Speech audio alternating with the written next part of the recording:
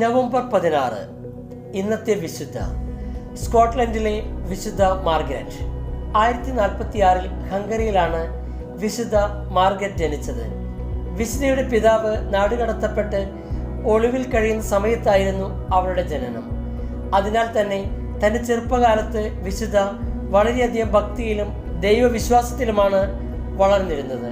കാലങ്ങൾക്ക് ശേഷം വിശുദ്ധയുടെ പിതാവിൻ്റെ അമ്മാവനും ഇംഗ്ലണ്ടിലെ രാജാവുമായ വിശുദ്ധ എഡ്വേർഡ് മൂന്നാമൻ വിശുദ്ധയുടെ പിതാവിനെ ഇംഗ്ലണ്ടിലേക്ക് തിരിച്ചു വിളിക്കുകയും ഒരു ഉന്നത പദവി വാഗ്ദാനം ചെയ്യുകയും ചെയ്തു. തുടർന്ന് പിതാവിനൊപ്പം മാർഗരറ്റും ഇംഗ്ലണ്ടിലേക്ക് പോയി. എന്നാൽ ഈ ഭാഗ്യം അധികകാലം നീണ്ടു നിന്നില്ല. 1507 മാർഗരറ്റിൻ്റെ പിതാവിൻ്റെ മരണത്തെ തുടർന്ന് മാർഗരറ്റ് മാതാവിനൊപ്പം സ്കോട്ട്ലാൻഡിലെത്തി.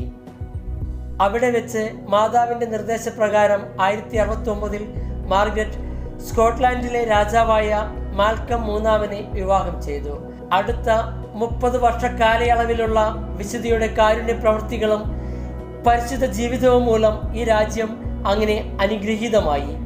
തൻ്റെ 8 മക്കളെയും വിശുദ്ധ ക്രിസ്തീയ വിശ്വാസങ്ങൾക്കനുസരിച്ച് ജീവിക്കുന്നതിന് പരിശീലിപ്പിച്ചിരുന്നു. രാജകീയ ജീവിതത്തിൻ്റെ ആഡംബരത്തിൻ്റെ നടുവിലാണെങ്കിലും മാർഗരറ്റ് വളരെ വിശുദ്ധി നിറഞ്ഞ ഒരു ജീവിതമാണ് നയിച്ചിരുന്നത്. പലപ്പോഴും വിശുദ്ധ തൻ്റെ ശരീരത്തിൽ സ്വയം മുറിവുകളുണ്ടാക്കി സ്വയം ശിക്ഷിക്കുമായിരുന്നു.